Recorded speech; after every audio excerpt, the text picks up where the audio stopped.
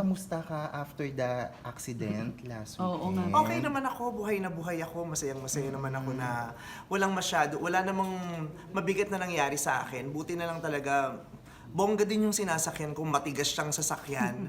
Kaya walang mabigat na physical na nangyari sa akin. Yung sasakyan lang talaga ang nangarag. Ako hindi naman. Pero nanawagan ka na tulungan din yung nakabangga. No? Yun pa yung inisip mo. Naawa kasi ako kasi parang naiwan siya sa ere. Alam mo yung mag-isa niyang susolusyonan tong malaking problema na to. Eh syempre pag titingnan mo parang wala naman siyang kakayahan na solusyonan niya tong problemang to. Tapos nung tinanong namin, ang pagkakaalam ko, ang pagkakasaabi sa amin na hindi nga daw sasagutin nung lala mo kasi wala daw silang doon liability. Hindi rin daw sasagutin nung contractor. So mag-isa lang yung driver. So overnight nga siya dun sa presinto. So naawa ako, 'di ba? Parang nag-isa siya. Okay naman ako kasi ako yung driver kasi tinakbo ko siya, tapos tinanong ko kung okay siya, although tulala siya. Pero hindi naman daw tumama yung ulo niya kasi naka-seatbelt siya.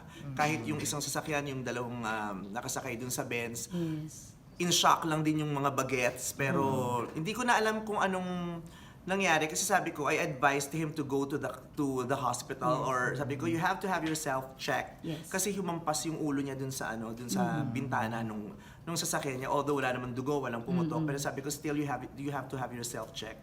So hindi ko naman na alam kung And may this be a reminder also for all the, di ba, the workers, the drivers, the riders. No, for to everyone, be, this is a reminder for everyone to be responsible pag inaantok na huminto. Di ba? Mas mahalaga naman, at the end of the day, pinakamahalaga pa rin ang buhay kaysa sa i-deliver. Mas pinakamahalaga pa rin ang buhay kaysa sa trabaho, kaysa sa tinatrabaho, kaysa sa kikitain sa trabaho. Pinakamahalaga pa rin ang buhay nating lahat. Kasi pag may nangyaring masama sa atin o may, 'di ba, kung may namatay o it's not gonna be worth it, 'di ba? Kaya kung inaantok, huminto, 'di ba? Kung hindi kaya, wag maneho. Lalong-lalo pat kung lasing, wag magmaneho, 'di ba? Maging responsable sa kalsada kasi hindi lang naman buhay mo, ang dami mong buhay na maaapektuhan pag nasa kalsada at nagkaroon ng ganung klaseng aksidente. Nag-post si Bitoy, VG, na looking forward siya to possibilities. Anong masasabi mo? Hindi na? lang naman siya, ako din naman. First and foremost, alam mo nakakatuwa kasi ang babait ng mga taga-GMA.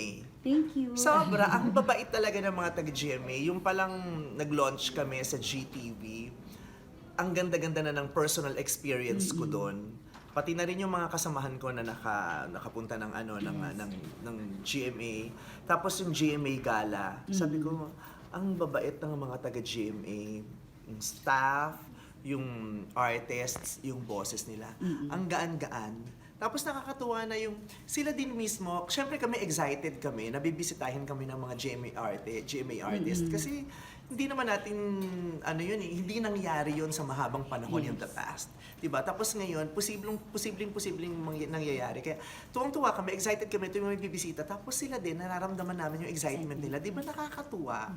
Parang ang saya, ang ganda lang ng relationship. Yes, dati nga hindi kita na-i-interview Ngayon, correct. na kita.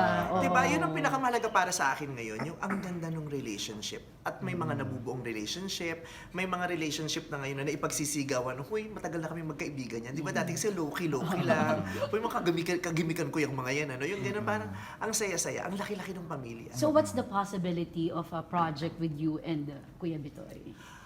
A lot of possibilities. May pinag-uusapan na. Wala pang pinag-uusapan. Parang kung siya nag-iisip, ako din nag-iisip. Ang dami ng taong nag-iisip. Kaya nga sabi ko, una, syempre, parang pwede naman kami magpelikula. Di ba? Pwede kami magpelikula. Ang dami ng nakikita ko dun sa comments na parang Bitoy and Vice ganda for Film Fest.